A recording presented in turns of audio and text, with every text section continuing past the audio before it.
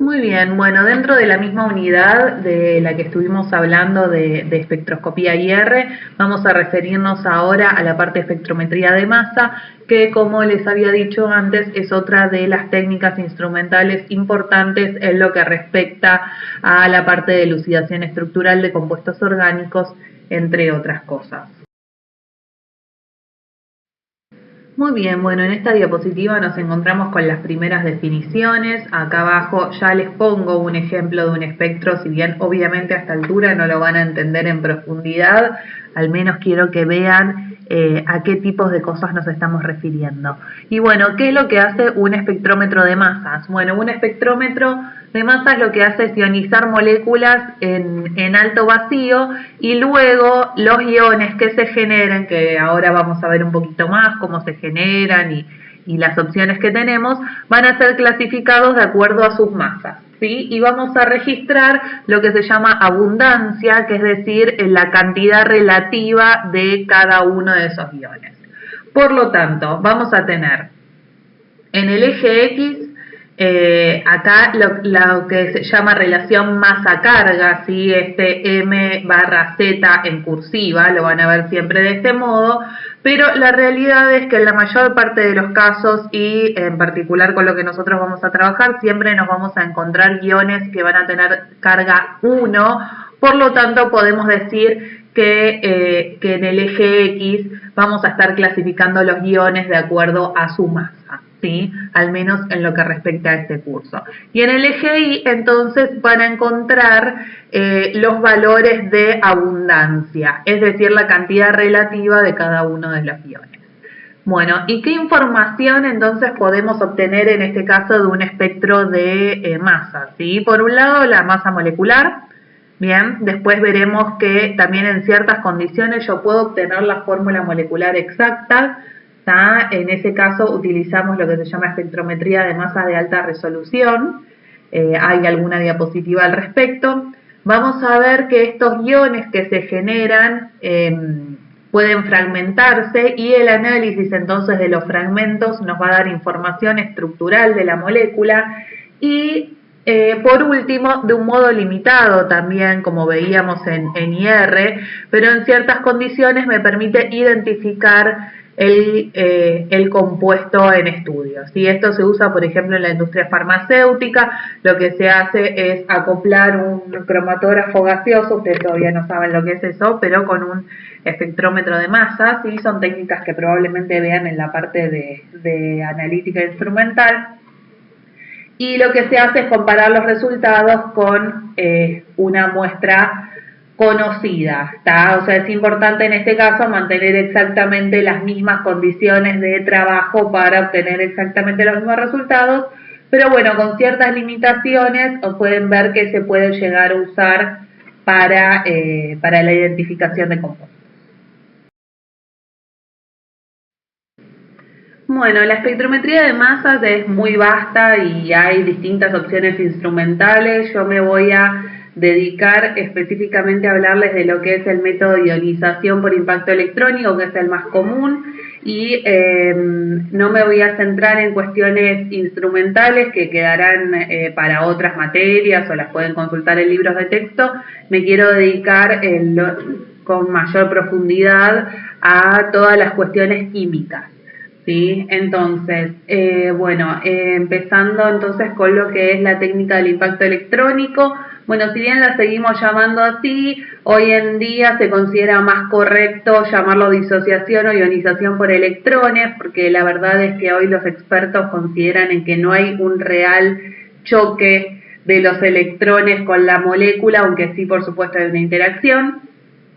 Y bueno, esta técnica implica un bombardeo con un haz de electrones que son muy energéticos, ¿sí? Acá van de 20 a 70 electronvolts, y esos electrones cuando chocan o interactúan con la molécula, lo que van a hacer es arrancarles un electrón, ¿sí? Acá, si ustedes miran la ecuación, tienen...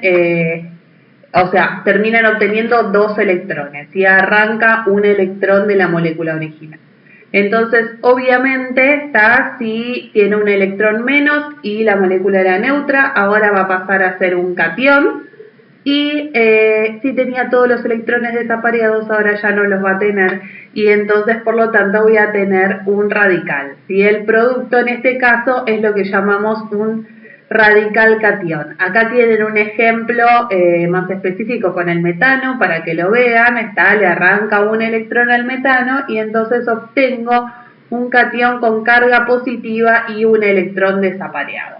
Bien, este primer ion que obtengo lo llamamos ion molecular, ¿sí? Y este es un catión radical que va a corresponder con la masa de la molécula original, ¿está? Porque sabemos que prácticamente los electrones no influyen en la masa, por lo tanto, si yo tengo el catión y solo le había arrancado un electrón, puedo correlacionar esa masa con el valor original. Y de este modo, o sea, yo voy a buscar el ion molecular y eso es lo que me va a dar el dato de masa molecular, ¿sí? Del que hablábamos en la diapositiva anterior. Bueno, el ion molecular del que venimos hablando es una partícula de alta energía que lo más normal es que continúe fragmentándose en porciones más pequeñas que pueden ser otros cationes radicales, carbocationes, radicales libres o incluso algunas moléculas neutras pequeñas que acá tienen algunos ejemplos, ¿sí? La primera cosa muy importante que ustedes tienen que recordar es que solo vamos a ver en el espectro aquellas partículas que tengan carga positiva, ¿tá? Es decir, que vamos a ver cationes radicales y cationes, ¿sí? Los que sean radicales o moléculas neutras pequeñas con todos los electrones apareados no las vamos a ver en este tipo de espectro. Podemos inferirlas de algún modo que luego vamos a ver, pero directamente, digamos, no vamos a ver sus señales. Bueno, acá tienen en este grafiquito una molécula, digamos, modelo representada como ABCD y su catión radical, ¿sí? Y acá les muestra distintas posibilidades teóricas, por supuesto, de fragmentación. Por ejemplo, si empiezo por arriba, este ion molecular puede fragmentarse dando AB, ¿sí? Que sería una molécula neutra con todos los electrones apareados y un catión radical nuevo, más pequeño, CD más puntos, ¿sí? Lo importante que tienen que tener en cuenta en esta parte es que si ustedes partían de un catión radical, o sea, más puntos, ¿está? Siempre dentro de los productos eso lo tienen que mantener, ¿sí? Entonces, si acá una parte es neutra con todos los electrones apareados, bueno, evidentemente la otra tiene que ser un catión radical. En el siguiente ejemplo, si una parte la obtengo como catión, la otra parte será la parte radicalaria, ¿sí? Siempre tienen que mantener esta cuestión, ¿está? Bueno, acá después tiene un siguiente ejemplo con otro tipo de partición. A se separa como radical y BCD sería una parte catiónica. Luego tienen la relación, digamos, inversa de uno que vimos antes, AB como radical en este caso y CD sería el catión. Y en estos ejemplos de más abajo, fíjense que cambia el orden de las letras, son posibilidades de reordenamiento que luego vamos a ver algunas, ¿sí? De reordenamiento, obviamente como su nombre lo indica, va a cambiar el orden, ¿está? Si bien nosotros todavía no vimos tipos de reacción, eso queda para las próximas clases, bueno, se darán una idea bastante intuitiva de lo que es un reordenamiento. Bien, entonces esto es una cosa teórica como para que miren y vayan pensando las opciones que tienen. Y acá abajo tiene un ejemplo puntual con el etano, ¿sí? Se forma el ion molecular y a su vez este mismo podría fragmentarse, por ejemplo, dando el carbocatión en este caso y el radical hidrógeno, o podría partirse dando el radical metilo y el carbocatión metilo, ¿sí? Y estos tipos de opciones y de picos son los que vamos a encontrar en un espectro de masa, como vamos a analizar ahora después en las diapositivas posteriores. Bueno, en esta diapositiva retomamos algunos conceptos que ya estuvimos viendo antes, ¿sí? Para reforzarlos.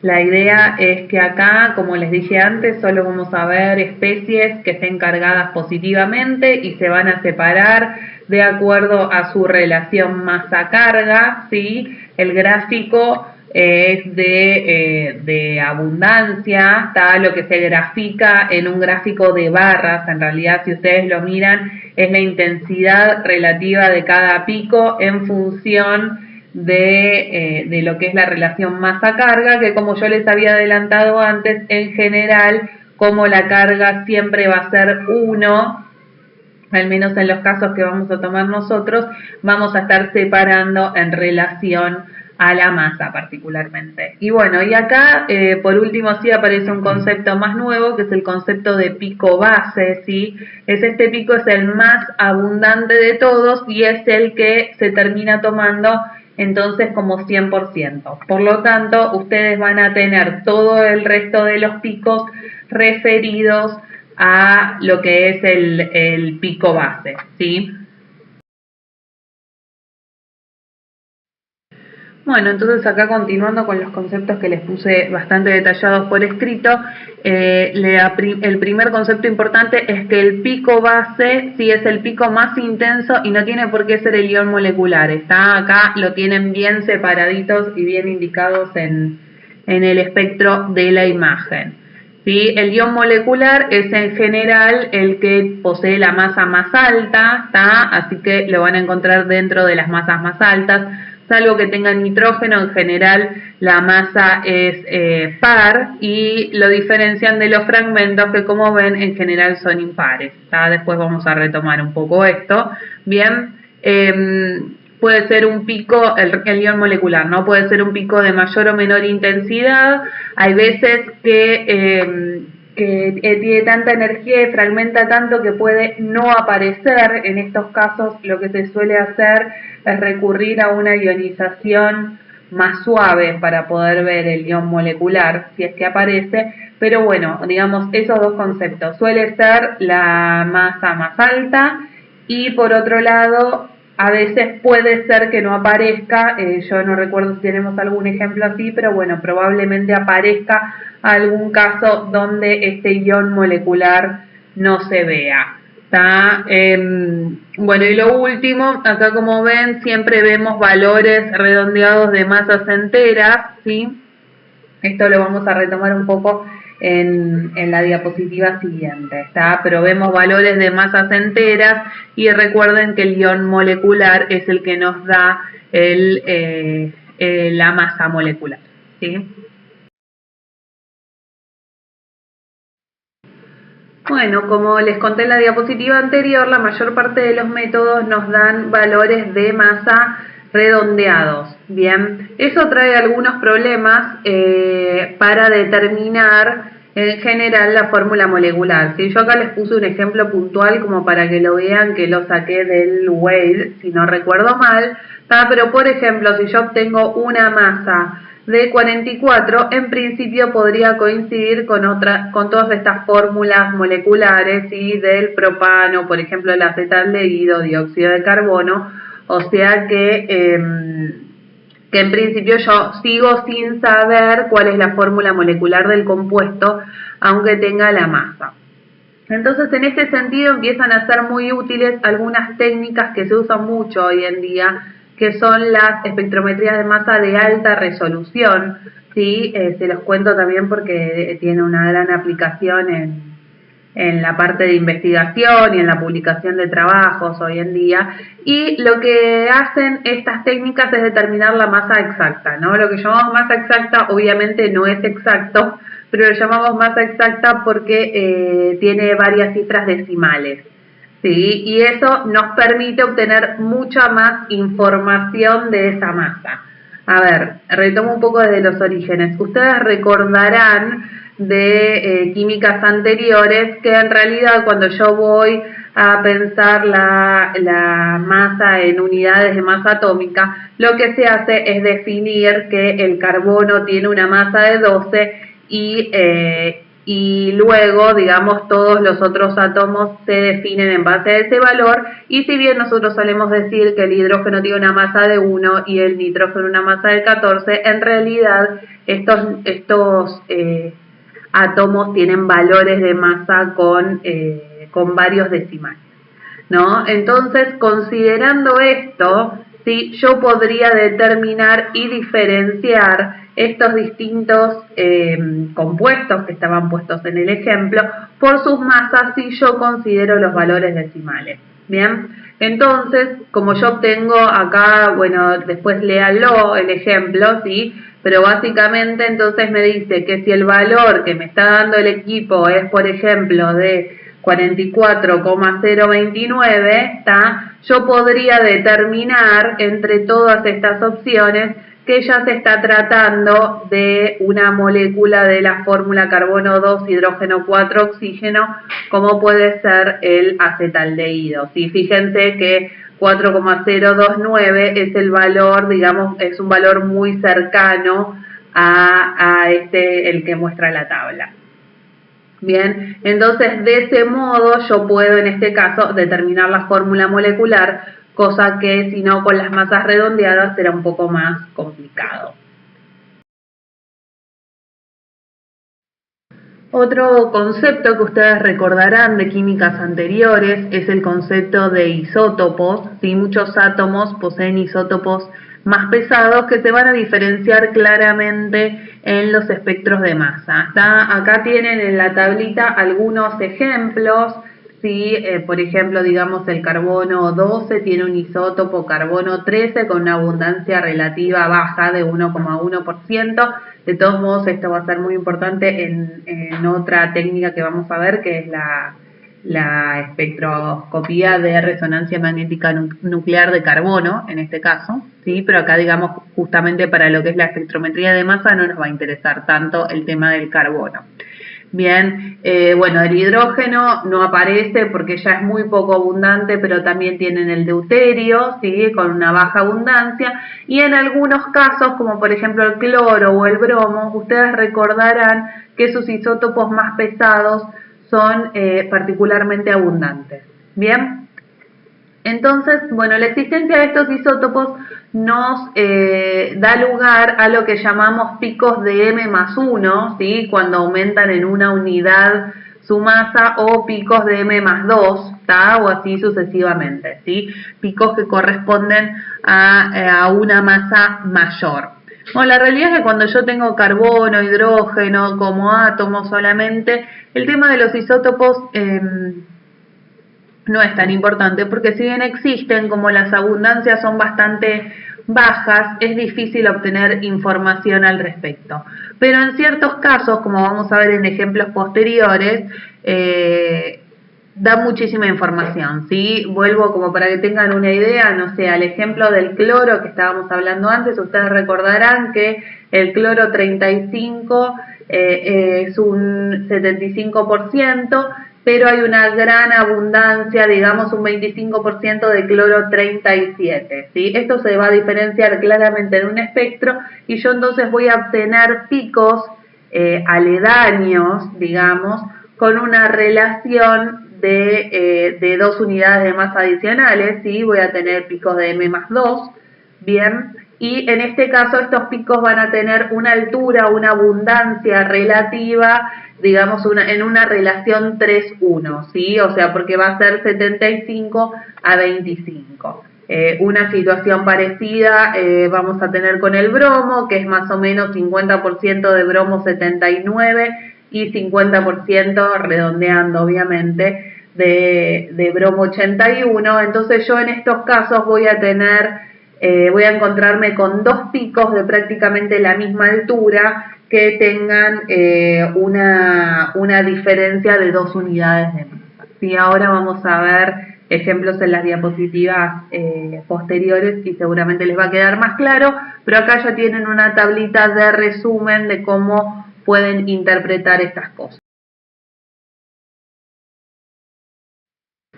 Bueno, acá comenzamos con algunos ejemplos. En primer término tienen un ejemplo con azufre, ese no se los mencioné antes, pero si se fijan en la tabla van a ver que el azufre tiene un isótopo de azufre 34, ¿sí? Con una abundancia del 4%, que sigue siendo pequeño, pero lo reconocen en los espectros porque comparativamente, digamos, tienen un pico de M+2 inesperadamente alto, ¿sí? Más alto que el de M+1. Bien, en el ejemplo de abajo tiene el caso con cloro, que es lo que habíamos estado hablando recientemente.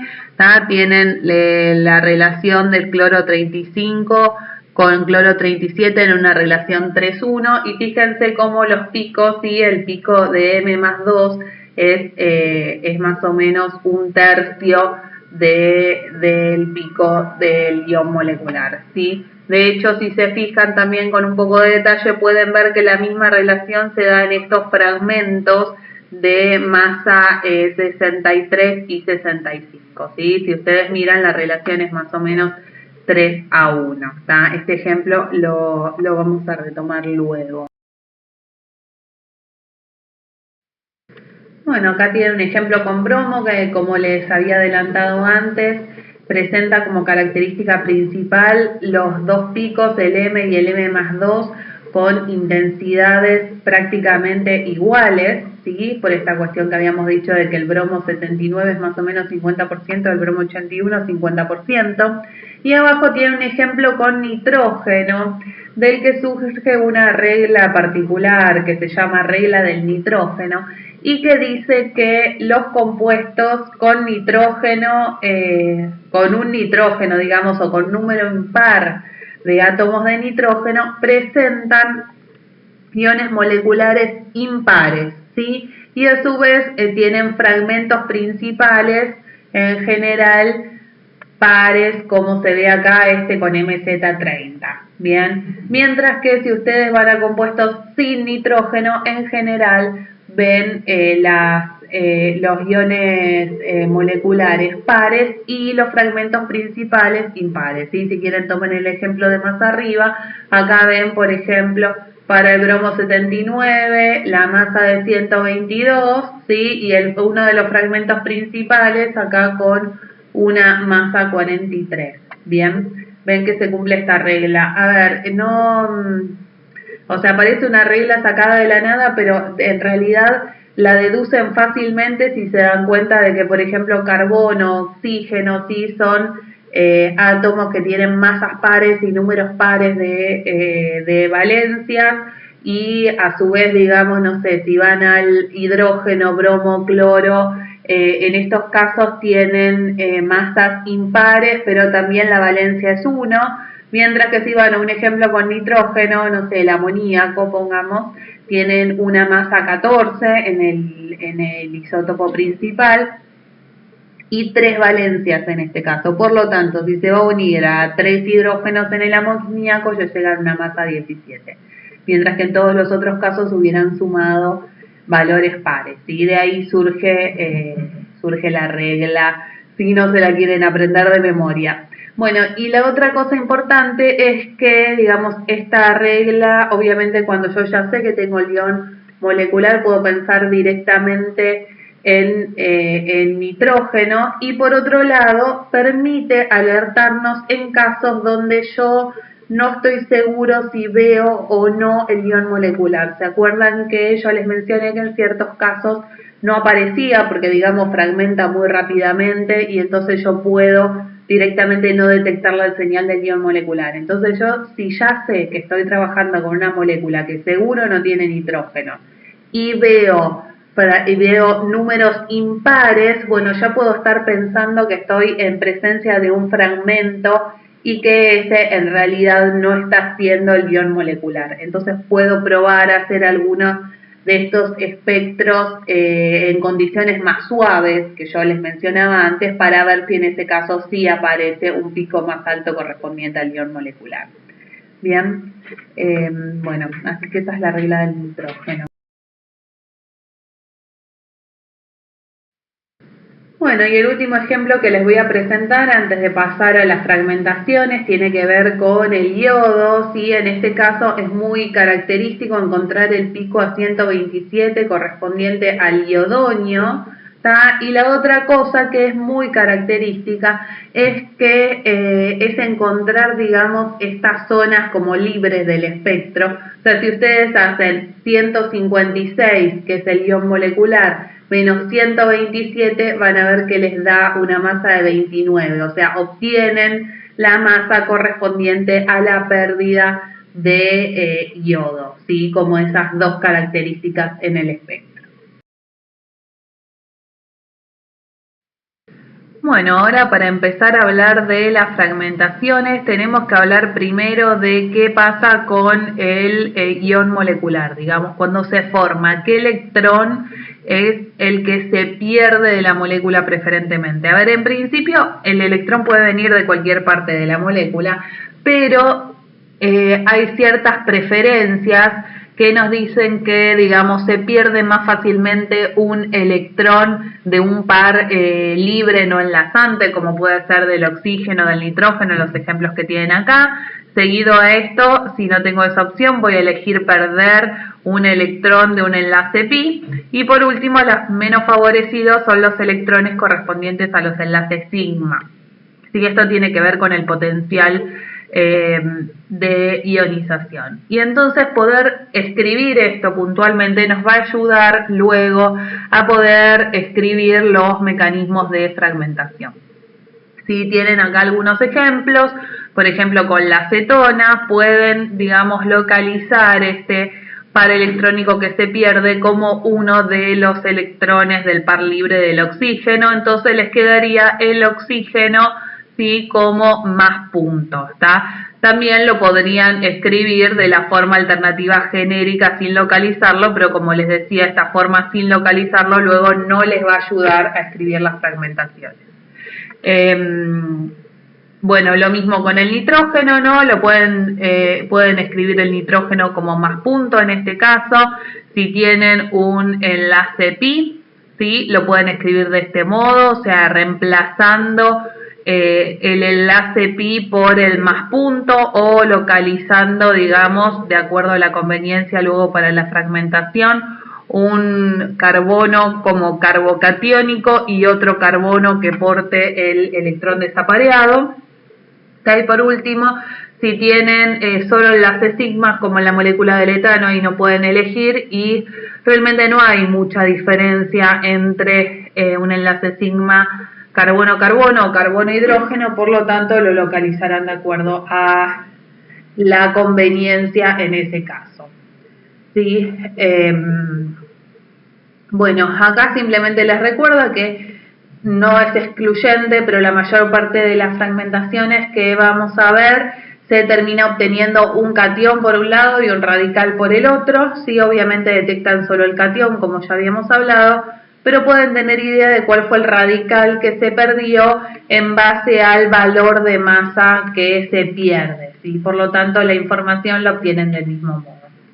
Y por último, bueno, recordarles acá en este caso algo que debería ser bastante obvio, pero que no es que las fragmentaciones son todas aleatorias, va a estar favorecida la obtención de iones o incluso de radicales, pero sobre todo nos vamos a referir a los iones, estabilizados por las cosas que ya venimos hablando antes, por efectos inductivos, por efectos mesoméricos, y acá va a aparecer algo nuevo que no lo habíamos hablado, que es la hiperconjugación, ¿sí? Así que vamos a estar considerando el mismo tipo de factores que ya veníamos hablando en otras oportunidades. Bueno, en esta diapositiva les presento los tres tipos de clivaje principales que vamos a ver en las diapositivas restantes y después los vamos a asociar a los distintos grupos funcionales. Bueno, en primer término, el clivaje sigma, que es una disociación directa, lo vamos a ver fundamentalmente en los alcanos, y básicamente esto implica que él se termina separando el enlace sigma, en este caso quedando el carbocatión por un lado y el radical por el otro, como en el ejemplo, ¿sí? Luego, uno un poco más interesante y muy importante para los distintos grupos funcionales es el clivaje alfa. Bueno, el clivaje alfa es una ruptura homolítica, ¿sí? ¿Qué significa eso para nosotros que todavía no vimos la introducción a los mecanismos de reacción? Homolítica significa que un electrón del enlace queda para un lado y el otro queda para el otro, ¿sí? Lo que llamamos electrónicamente simétrico. Fíjense en el ejemplo cuando miran el enlace que, digamos, está entre las letras alfa y beta, ¿sí? Fíjense que se va a romper y uno de los electrones va a quedar con el metilo, dando el metilo punto, el radical metilo, y el otro de los electrones va a ir a formar un enlace con el electrón desapareado que portaba el oxígeno, ¿sí? Para formar, en este caso, este catión acilio, ¿está? Lo que es importante es que la notación se hace con esto que llamamos semiflecha curva o flecha con punta de anzuelo. La flecha no es completa, no sé si la llegan a ver bien en la diapositiva por la definición, pero solo tiene un lado de la flecha, ¿sí? La llamamos punta de anzuelo. En este caso, y este tipo de flechas lo que denotan es el movimiento de un solo electrón. ¿Bien? Bueno, la siguiente cosa importante es que, digamos, acá si ustedes lo miran, esta ruptura homolítica va a permitir que se forme un catión acilio, como les había dicho yo, que es un catión estabilizado por resonancia. Acá tienen las dos estructuras resonantes, no sé si lo habíamos visto en algún momento previo. Predomina la estructura con la carga positiva con el oxígeno porque en ese caso encontramos el octeto completo, ¿sí? En comparación con la estructura carbocatiónica. Bueno, la siguiente cosa es una cuestión de nomenclatura. Esto lo llamamos clivaje alfa. Y alfa estamos pensando acá con respecto a lo que llamamos el sitio del radical. Si el sitio del radical es el oxígeno, que sería el átomo que está aportando el electrón desapareado. Alfa y beta es parte de la nomenclatura tradicional, en varios momentos ya la hemos mencionado, y siempre yo tengo que saber alfa y beta o gamma, lo que sea, con respecto a qué, ¿no? Entonces en este caso voy a llamar alfa y beta con respecto al sitio del radical. No se lo deben confundir, acá se los puse aparte, con lo que tiene que ver con cuestiones de nomenclatura clásicas en otro tipo de reacciones cuando yo me refiero al carbonilo, ¿sí? Normalmente el carbono alfa al carbonilo, no sé, cuando hablamos por ejemplo de acidez de los hidrógenos alfa al carbonilo, nos referíamos a esta posición vecina, que en este caso corresponde al metilo. Fíjense que acá, para hablar de clivaje alfa, alfa y beta son otras las posiciones, ¿sí? Alfa tomó vecino al oxígeno en este caso. Entonces, bueno, resumiendo, es un clivaje homolítico. En este caso se forma este catión acilio estabilizado por resonancia y el radical metilo. Luego vamos a tener otro tipo de rupturas que van a ser heterolíticas a diferencia de estas rupturas homolíticas, ¿sí? En este caso son electrónicamente asimétricas. Eso se refiere a que, digamos, del par electrónico que se rompe del par de enlace, ambos electrones quedan para el mismo lado. Si se fijan en el ejemplo acá, yo tomé como la ruptura adicional luego del ion acilio. Se rompe este enlace entre el carbono y este carbono con densidad electrónica positiva y el metilo, ¿tá? Y ambos electrones ambos electrones se van a quedar del lado, en este caso, de lo que se forma, que es el monóxido de carbono, ¿sí? Mientras que el metilo queda como un carbocatión, ¿tá? Directamente va a quedar con la carga positiva. La notación en este caso es una flecha común, ¿sí? La flecha completa con las dos puntas. Este tipo de clivajes, que lo vamos a ver bastante, se deben al efecto inductivo. ¿Sí? Si ustedes miran acá las estructuras resonantes, es fácil ver que este carbono va a tener una alta densidad positiva, atrae los electrones del metilo y termina siendo el causante de la ruptura de este enlace, en este caso de manera heterolítica, ¿sí? Dejando el carbocatión y una molécula pequeña, neutra, estable, como habíamos hablado en diapositivas anteriores, como es el monóxido de carbono. Bueno, acá voy a tener que hacer un pequeño paréntesis para hablarles brevemente de estabilidad de carbocationes, porque si bien nosotros ya tenemos alguna noción de efectos que pueden estabilizar un catión, hablamos muy poquito de carbocationes hasta ahora. Sí, bueno, primero acá tienen un dibujito que les muestra la hibridación del carbono, ya lo habíamos visto antes, pero se los recuerdo, el carbono es sp2 con una orbital p pura que está libre, sí, vacante.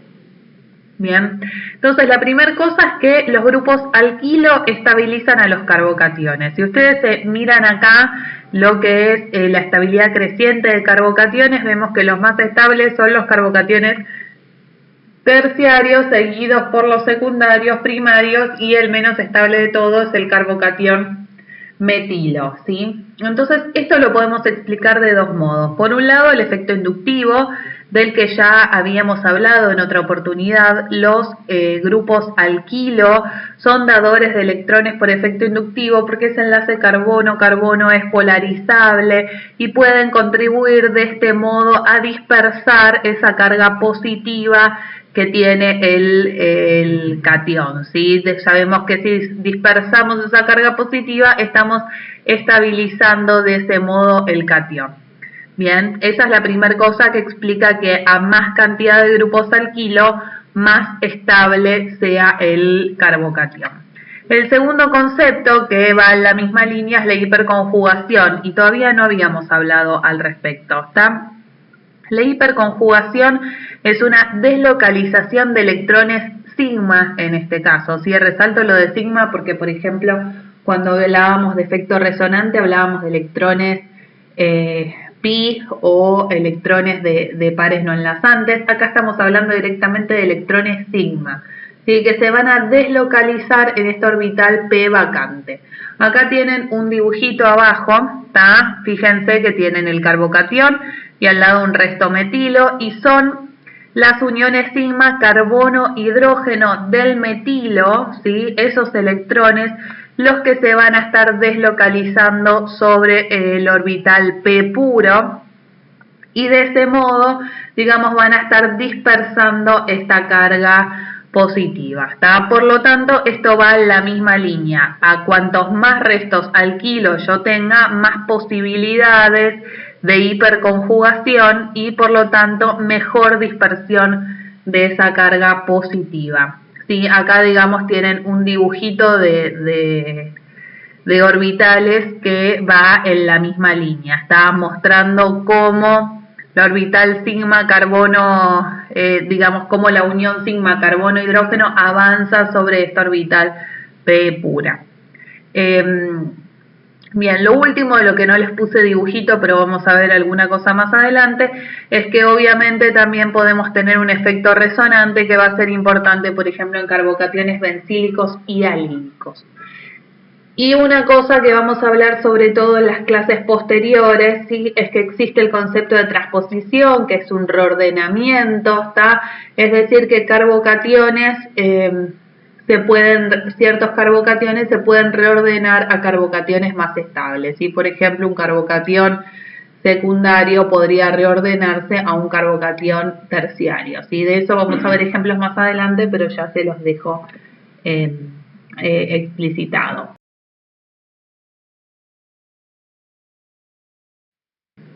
Bueno, y ahora sí, finalmente vamos a empezar a hablar de las fragmentaciones relacionándolas con los grupos funcionales y lógicamente vamos a empezar con los alcanos.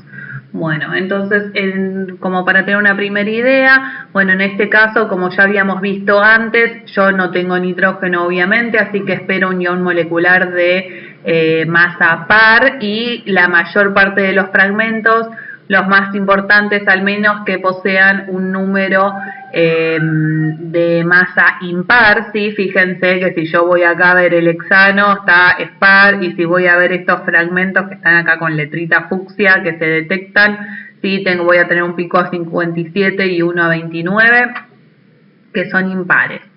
Bueno, la siguiente cosa, se privilegian el clivaje de uniones que den, digamos, carbocationes estabilizados que, como ya vimos, podrían ser terciarios o secundarios preferentemente.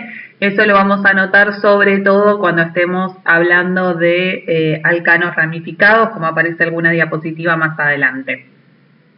Muy bien, bueno, a veces no se detecta el ion molecular, este tipo de cosas ya estuvimos hablando. Los espectros suelen ser bastante complejos, o sea, no se queden con la idea de que tienen que encontrarle una explicación a todos los picos, ¿sí? Esta es una introducción a lo que es la espectrometría de masa y lo que tienen que poder ubicar son algunos picos o características principales, pero hay un montón de señales, de picos que no van a poder atribuir a nada en este curso, ¿sí? Bueno, y por último, esta idea de que, a ver, por ahí es un poco avanzado ahora, la estabilidad del carbocatión es aparentemente más importante que la estabilidad del radical. Bueno, ahora lo vamos a ver en un ejemplo puntual, pero como para que vayan entrando en tema, podemos simplificar el concepto diciendo que los mismos factores que prácticamente estabilizan a los carbocationes estabilizan a los radicales, por lo tanto un radical terbutilo, por ejemplo, si un radical terciario va a ser más estable que un radical metilo, ¿sí? Como para tener un primer concepto. Bueno, y acá ya les muestro dos fragmentaciones que se van a observar, ¿tá? Este creo que es un ejemplo sacado del web, ¿sí? Por ejemplo, van a poder clivar acá entre estos dos carbonos, dando un carbocatión de 57 de masa que lo van a estar detectando y un radical etilo en este caso que obviamente los radicales si no tienen carga, como ya dijimos, no se van a detectar, ¿sí? Lo mismo en el ejemplo de más abajo, en este caso es como el ejemplo inverso, obtienen el radical butilo que no lo van a detectar y sí van a detectar el carbocatión etilo, ¿sí? De masa 29.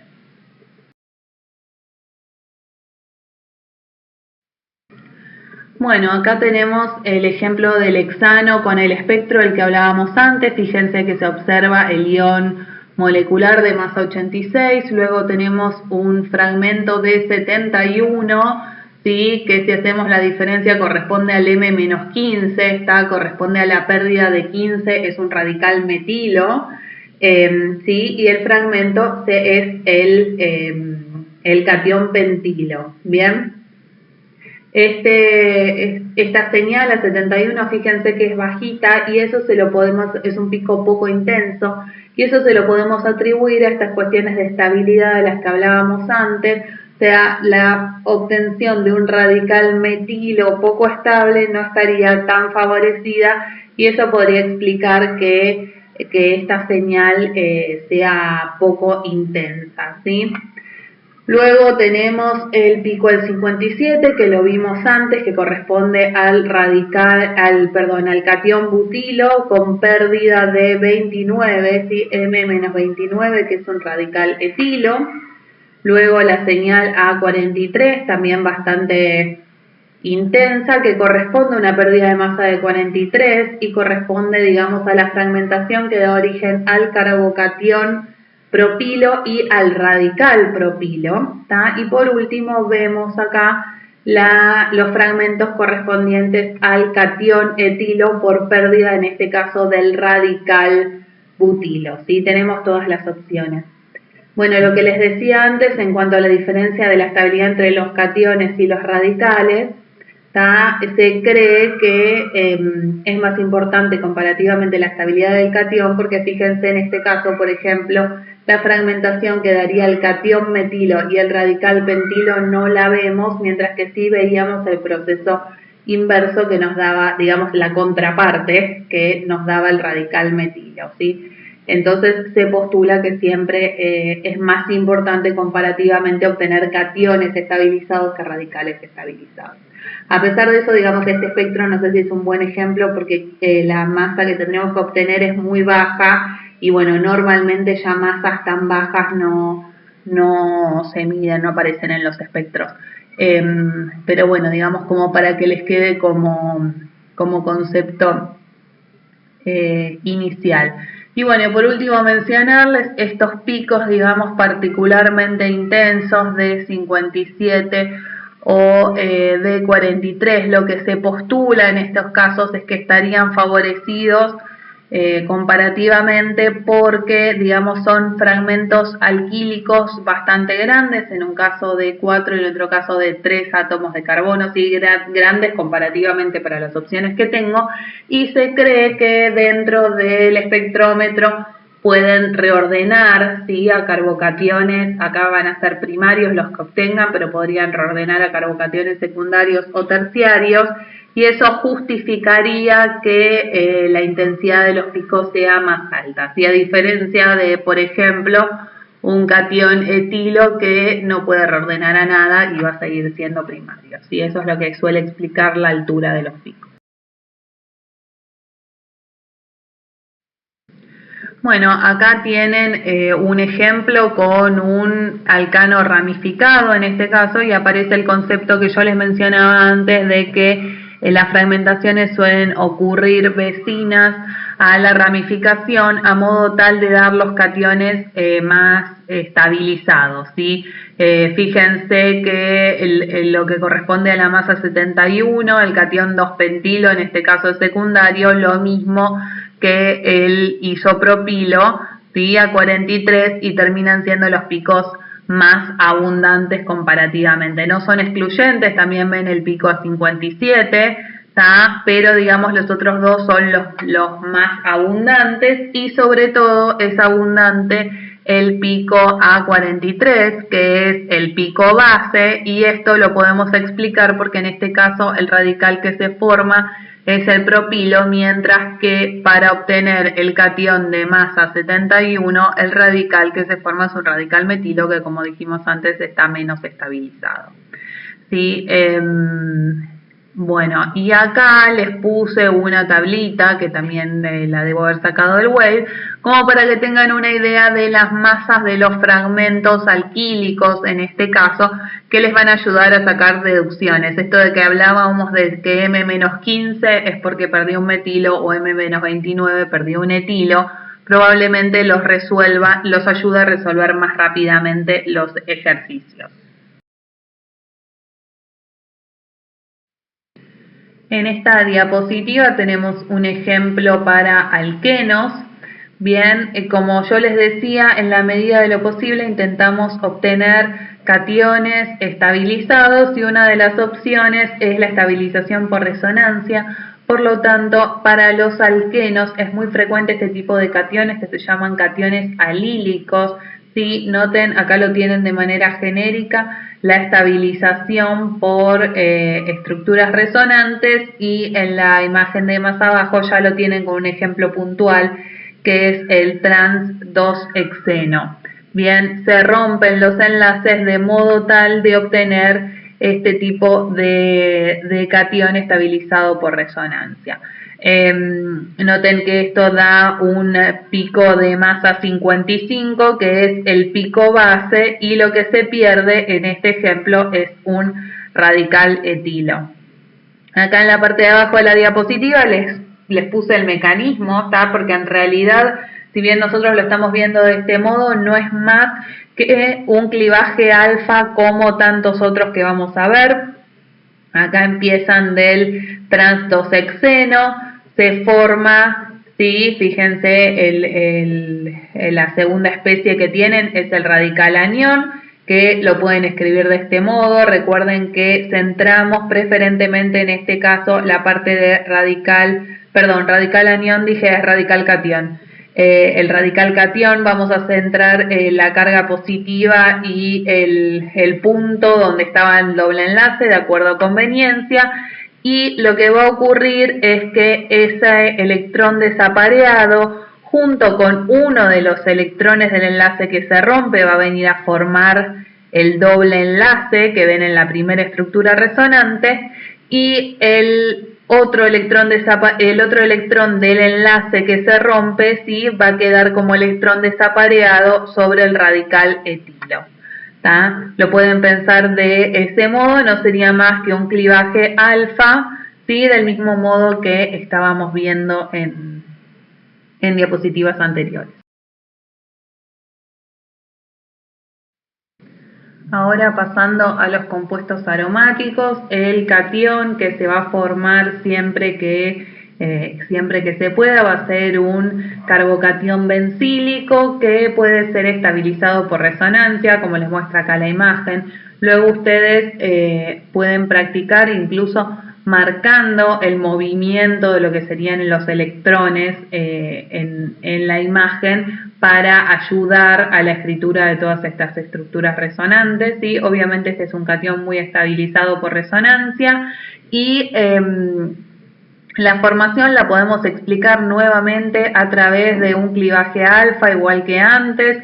Yo tengo mi molécula acá, formo el catión radical, como dijimos preferentemente el que salta de la molécula es un electrón pi, ¿sí? Por lo tanto puedo escribir el radical catión en esta posición como les muestra la imagen, ¿sí? Y luego se va a fragmentar el enlace y uno de los electrones del enlace va a formar un enlace doble con este otro electrón desapareado del punto y a su vez el otro electrón del enlace que se rompió va a ir a formar el radical R en este caso, ¿sí? De un clivaje alfa como los que veíamos siempre. Bien, el otro concepto que surge acá es que se suele ver en estos casos un ion de MZ91, ¿tá? Como les indica acá, que se acepta que corresponde a un catión aromático, que ustedes es la primera vez que lo ven, supongo, que se llama catión tropilio, ¿sí? O sea, el catión, el carbocatión bencílico va a isomerizar, se va a reordenar a este catión aromático particularmente estable tropilio, ¿sí? Que tiene un MZ de 91.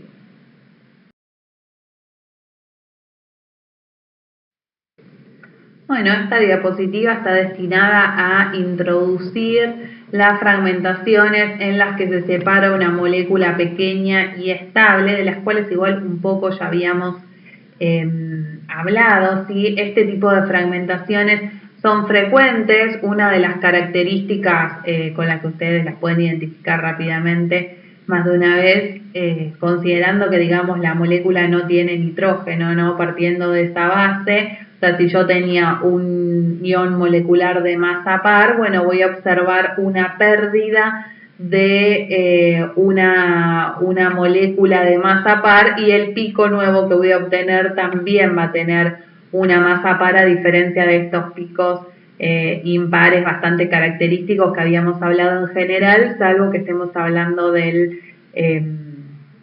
compuestos con nitrógeno, ¿no? De compuestos con 1, 3, 5 átomos de nitrógeno. Bueno, una pérdida frecuente es la de agua, ¿sí? También hablamos ya del monóxido de carbono, acá tienen otros ejemplos. Y si se pierde agua, lo que ustedes van a ver como característica es el ion de M menos 18, ¿está? Porque el agua pesa 18. Sí, bueno, la deshidratación es muy frecuente en los alcoholes, suele ser una de las señales más características en los alcoholes. Y digamos, los alcoholes tienen no solo la pérdida de agua como mecanismo de fragmentación, ahora vamos a ver alguno más, pero digamos, fragmentan tan fácilmente que más de una vez es muy difícil ver el ion molecular, o sea, puede ser muy débil o estar ausente, pero suele verse el pico de deshidratación como un pico bastante intenso, ¿sí? Bueno, acá tienen un ejemplo puntual para alcoholes, ¿sí? Con un espectro. Fíjense que en este caso, como yo les decía, a veces no aparece, sino aparece el ion molecular, lo tienen acá marcado en rojo. Lo que sí aparece es este pico de M-18 que corresponde a la pérdida de agua. Algo que yo no les aclaré antes, digamos en la diapositiva anterior, es que obviamente como este es un catión radical, digamos el ion molecular, cuando pierde agua, que es una molécula pequeña y neutra que no aparece en el espectro, ¿tá? O sea, yo veo la pérdida de agua, pero el agua no aparece. La otra molécula que aparece, el catión que aparece, es un catión radical, obviamente, ¿sí? Que luego puede seguir fragmentándose. En este caso, o sea, por deshidratación terminan obteniendo un alqueno y puede dar alguna de las fragmentaciones típicas de alqueno, como el del ejemplo para dar el catión alílico, ¿sí? Va a perder un radical metilo y por eso terminan obteniendo una masa de M-18 por el agua menos 15, que es el radical metilo que se pierde y este termina siendo el pico base. Bueno, otra aclaración adicional es que no necesariamente siempre por deshidratación obtienen alquenos, ¿sí? Se puede ir, digamos, el hidroxilo alcohólico con otro hidrógeno, eso va a depender de la molécula, pero digamos, este tipo de fragmentaciones son bastante típicas.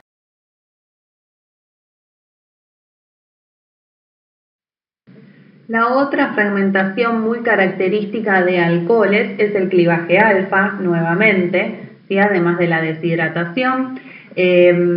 Acá no les puse el mecanismo para no agotarlos tanto, pero lo pueden plantear ustedes. ¿Tá? Tienen el ion molecular, que se los describo para que ustedes lo escriban.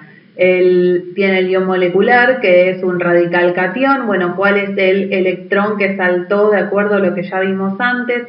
Bueno, el electrón que seguramente se fue es un electrón N del par no enlazante del oxígeno, así que podemos considerar el oxígeno como el sitio del radical y entonces el enlace que se va a romper es el carbono-carbono en este caso, ¿sí? El carbono alfa-beta con respecto al sitio del radical. ¿Tá? Un electrón de ese enlace va a formar un doble enlace carbono-oxígeno, como muestra la estructura resonante de la derecha en el catión que se forma, y el otro electrón del enlace que se rompe se va a ir con el radical, que en este caso no está especificado cuál es. Bien. ¿Por qué se produce este clivaje alfa y es tan importante? Y es porque da nuevamente un catión, fíjense cómo está estabilizado por resonancia, y este es un tipo de fragmentación muy característica de los alcoholes. Acá tienen un ejemplo, tienen un espectro viejito pero que se ve bien del espectro del 1-butanol. Van a ver de manera muy característica el pico correspondiente a la pérdida de agua de MZ56. Fíjense que el ion molecular en este caso aparece, aunque es chiquito aparece. Y después por otro lado van a tener el catión de masa 31, que es bien diagnóstico de los alcoholes primarios, ¿sí? Fíjense que es este, si yo a través de un clivaje alfa, ¿sí? Obtengo este catión al que le pueden plantear las estructuras resonantes, la estructura resonante y que va a tener una masa de 31. Por lo tanto, también para ayudarlos a resolver los ejercicios, si ustedes tienen un alcohol y ven un pico de 31, es bastante característico que debe ser un alcohol primario, ¿sí? Los secundarios y los terciarios fragmentan del mismo modo, van a tener distintas fragmentaciones posibles, por lo tanto va a haber variantes, pero en general lo que se ve es que se tiende a eliminar el fragmento de cadena más larga, ¿sí? Así que eso también los puede ayudar a resolver ejercicios si tienen que distinguir entre alcoholes isoméricos. Bueno, acá seguimos con los éteres como ejemplos. Nuevamente el tipo de fragmentación más favorecido es el clivaje alfa, muy similar a lo que ya vimos. Acá consideren, o sea, ya no les estoy poniendo los mecanismos, los hacen ustedes directamente, pero el sitio del radical sería nuevamente el oxígeno, lo que se va es uno de los electrones N del par, digamos, de un par no enlazante del oxígeno, y se va a producir un clivaje alfa beta con respecto al sitio del radical, dando un radical que se muestra acá en verde, que no se observa, ¿sí? En el espectro está escrito de forma genérica como R punto, y un catión estabilizado por resonancia, que es un catión oxonio. Bien, consideren que dependiendo de cuáles sean los restos, o sea, yo puedo tener distintas fragmentaciones, digamos, puedo tener un clivaje alfa, por ejemplo, hacia un lado del oxígeno del éter, y podría tenerlo hacia el otro también, ¿está?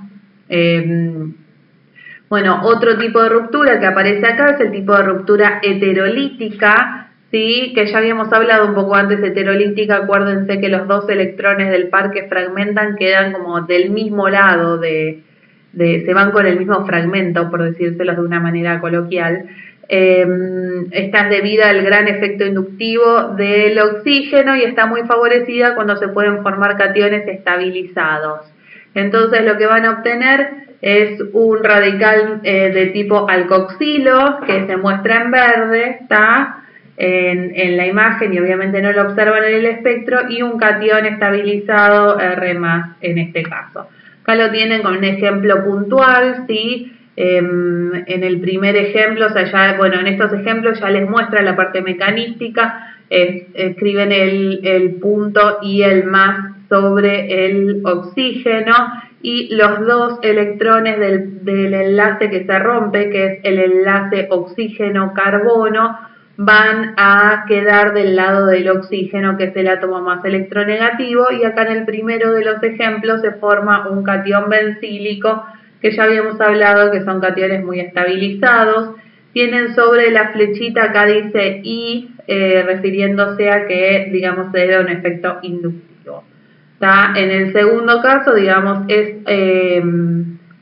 es bastante análogo, y lo que se forma en este caso es un catión alílico, ¿sí?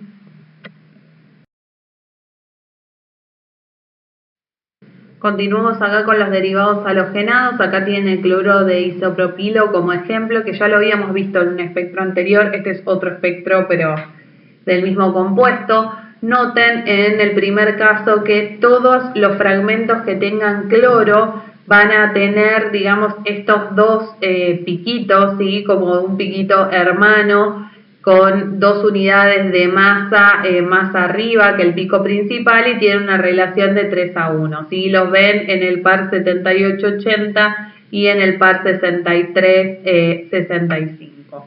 ¿Sí? Obviamente, digamos, este pico a 78 y el otro que corresponde al isótopo al isótopo 37 del cloro a 80 corresponden a lo que sería el ion molecular, y después, si ustedes sacan la cuenta, el pico a 63 o bueno 65 vienen de la pérdida de un fragmento de 15. Si ustedes van a las diapositivas anteriores o hacen las cuentas, corresponde a un radical metilo, ¿sí? Y esto sería consecuente con pensar en un clivaje alfa. ¿Está? Nuevamente planteen los mecanismos, sitio de radical, el cloro, bien, y lo que se va a terminar yendo es un radical metilo, ¿sí? A su vez, otro de los tipos de ruptura que pueden obtener es, igual que antes, la ruptura heterolítica debido al efecto inductivo. El cloro es un átomo muy electronegativo que se puede ir como radical y dejar este catión isopropilo, que va a dar esta señal bien característica 43, y fíjense que se trata del pico base en este caso. Bueno, ahora pasamos a las aminas, y por suerte viene todo bastante parecido y repetitivo para ustedes. ¿Está? Recuerden, bueno, esto de que el ion molecular es impar. Si yo tengo un número impar de átomos de nitrógeno, y es bastante característico encontrarse con fragmentos pares. La fragmentación más común es, como venimos viendo, el tipo de clivaje alfa, que da este catión estabilizado iminio, en este caso, ¿sí? Acá les aclara que si tienen una amina alifática primaria es muy diagnóstico el ion de masa 30, ¿está? Eso lo pueden plantear y calcular la masa, ¿sí? Piensen acá si en el ejemplo, si este R es hidrógeno, ¿está? Ese ionímero calcúlenle la masa y les debería dar 30, ¿sí? Luego en el espectro tienen una amina secundaria, así que tienen clivajes alfa hacia ambos lados posibles, ¿está? Dando lugar a un ionímero de masa 72 por pérdida de un radical propilo o a otro de masa 86 por pérdida de un radical etilo en este caso.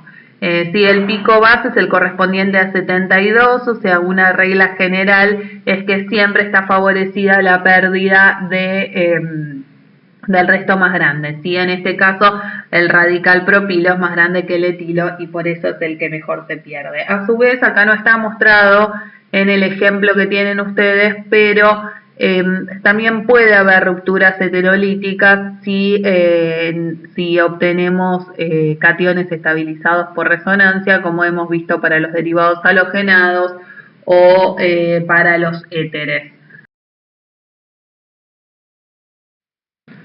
Bueno, ahora pasamos a los compuestos carbonílicos y vamos a empezar con el primer ejemplo de una acetona.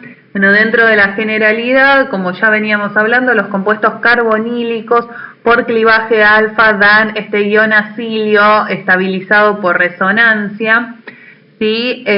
Y a su vez eso no está mostrado en el ejemplo, pero dependiendo de las circunstancias luego puede haber una ruptura heterolítica para dar el monóxido de carbono, como habíamos visto en algún ejemplo previo, y también suele aparecer, digamos, este tipo de señales en los compuestos carbonílicos. Bueno, puntualmente en el ejemplo que tienen acá es una cetona, como les dije, y entonces además del ion molecular van a ver los dos fragmentos correspondientes al clivaje alfa, digamos, a un lado y al otro lado del carbonilo. Lógicamente, como venimos viendo, el ion más abundante, en este caso el pico base, es el de masa 43, y eso lo podemos explicar si pensamos que se elimina el radical más grande, el más largo en este caso, que es el radical etilo, frente a la otra opción que era un radical metilo.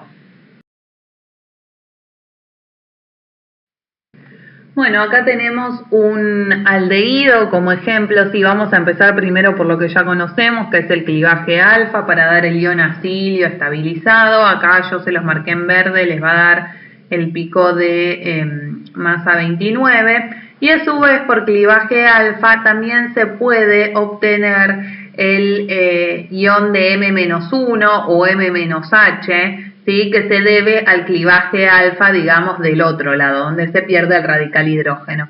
En este caso, en este espectro que saqué, no sé si del WADE, no mostraban ese pico como un pico muy importante. Fíjense que es bastante pequeño, pero suele ser muy característico, muy importante de aldehídos el pico de M-H.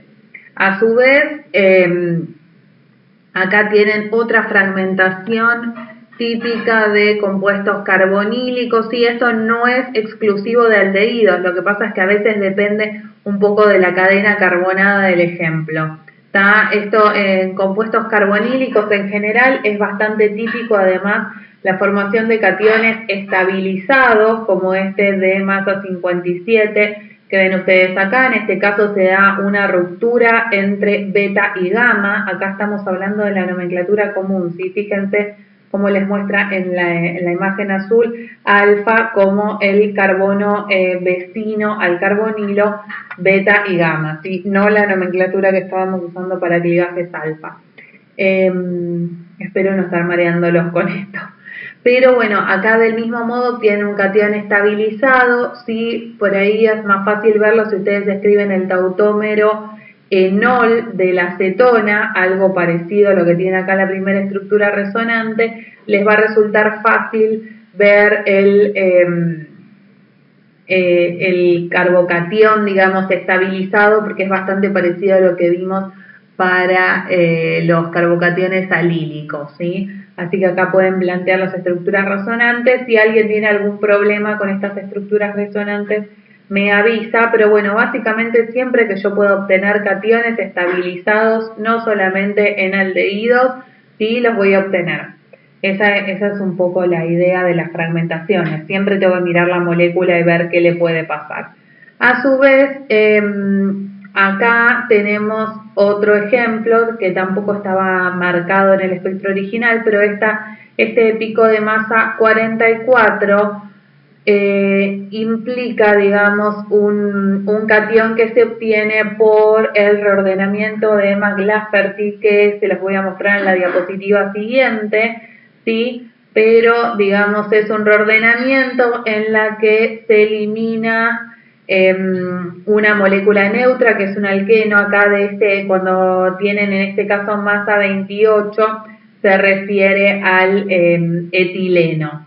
Sí, ahora en la diapositiva que viene se los voy a mostrar y les va a quedar un poco más claro, pero bueno, para que les quede completa la interpretación de este espectro de aldehídos. Nuevamente, el reordenamiento de Emma-Lafferty no es exclusivo para aldehídos, pero bueno, justo en este ejemplo aparecía.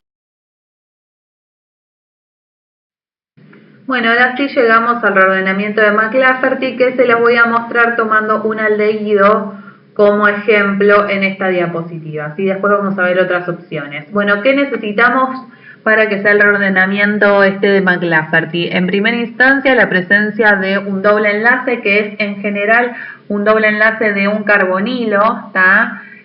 Por eso les decía, lo vamos a ver en general para todos los compuestos carbonílicos, no exclusivamente aldehídos, y además necesitamos la presencia de un hidrógeno gamma, ¿sí? Gamma siguiendo la nomenclatura, digamos, clásica tradicional, donde el carbono alfa es vecino al carbonilo. Acá en la imagen ven que tienen el carbono gamma en rosa señalado. ¿Y qué es lo que ustedes van a observar? Bueno, se va a ver que se cliva el enlace carbono gamma, hidrógeno gamma, ¿sí? Y ese hidrógeno gamma va a terminar pegado al oxígeno del carbonilo, si ustedes ven el producto que en este caso es un enol, y a su vez va a haber una unión va a haber un clivaje entre la unión alfa y beta, la unión entre los carbonos alfa y beta originales. Sí, ahora vamos a ver de la manera más sencilla posible cómo ocurre esto. Bueno, como producto yo obtengo un alqueno, que en este caso muy sencillito es el etileno, ¿está? Y un catión radical que en este caso para los aldehídos es el enol, que se muestra en la imagen.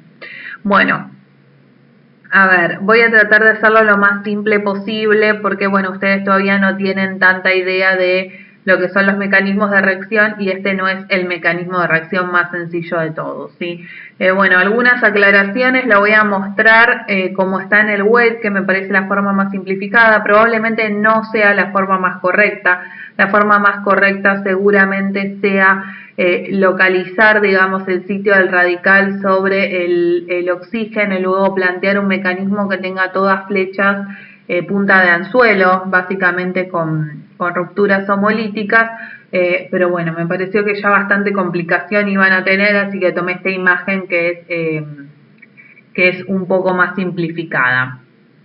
¿Sí? Y tomé también la imagen del mecanismo concertado, que no es la única opción. Con concertado me refiero a que todas las rupturas de enlace van a estar ocurriendo al mismo tiempo. Otra opción sería que primero ocurriera el clivaje entre el carbono gamma y el oxígeno y luego, digamos, el resto del movimiento de los electrones, ¿sí? Pero bueno, tomé esta opción, se los aclaro porque no sé cómo se los van a mencionar en la práctica y puede llegar a haber alguna discrepancia por este sentido. Sí, entonces, básicamente, ¿qué es lo que ocurre? Bueno, en primera instancia esto está favorecido porque fíjense que la molécula se puede acomodar, ¿sí? Dejando el hidrógeno muy cerca de este carbonilo, ¿no? Digamos, esta geometría en el espacio de la molécula es algo que va a favorecer esta transición del hidrógeno gamma, ¿sí? Fíjense que prácticamente se forma un ciclo de 6 eslabones, ¿bien?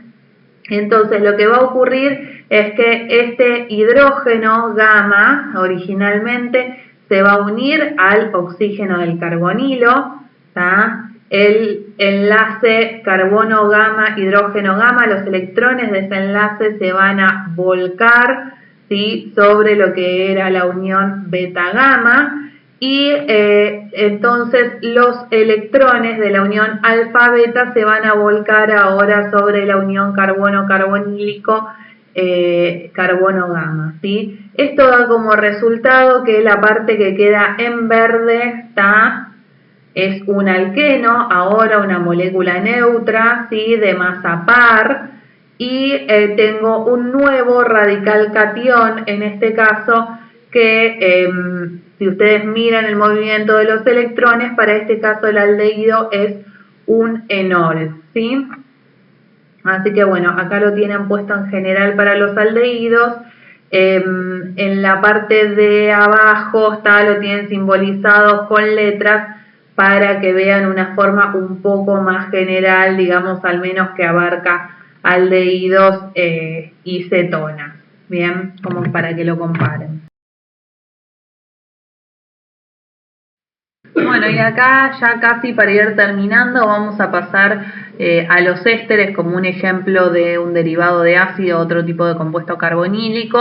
Bien, y acá nuevamente tienen los clivajes alfa característicos de los que venimos hablando, tienen un ejemplo en el que se libera el radical metoxilo, en este caso, si ustedes lo miran sería el clivaje de este lado, para dar como siempre el ion acilio estabilizado que puede continuar fragmentando para dar esta molécula pequeña y neutra y el catión que quede de manera correspondiente. Acá no se muestra, pero otra opción sería el clivaje alfa, digamos, para el otro lado, donde voy a obtener como radical el resto carbonado, ¿sí? Este también puede aparecer. Y luego tienen también el reordenamiento de McLafferty, ¿sí?, que fíjense, nuevamente obtienen un alqueno neutro, ¿está? En este caso ya no es el etileno, sino que es el propeno, porque acá tenía una sustitución adicional, o sea, el alqueno va a variar, pero el concepto del mecanismo es el mismo, y obtienen un catión radical que ya acá, digamos, tiene 2 oxígenos, así que no es un enol, pero fíjense que el concepto es el mismo en esta parte de la molécula. Bien.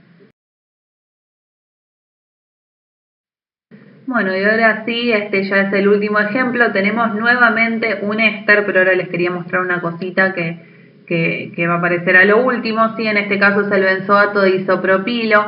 Nuevamente tenemos muy característico el clivaje alfa, para dar este ion benzoilo, en este caso de masa 105, que luego por la pérdida del monóxido de carbono va a dar este catión de masa 77. Esto es lo mismo que veníamos viendo, pero bueno, de paso les quiero mostrar que esta dupla 105-77 es bien característica de la presencia de este resto acilo, que en particular es un benzoilo.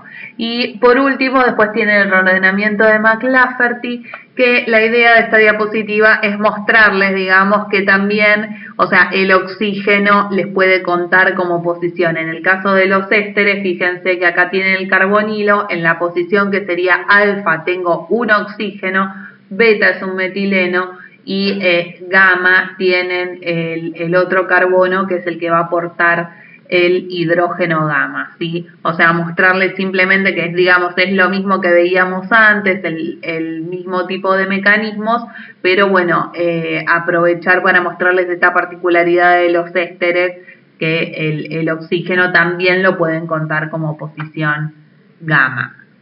Y bueno, con esto en principio terminaríamos la unidad de masa.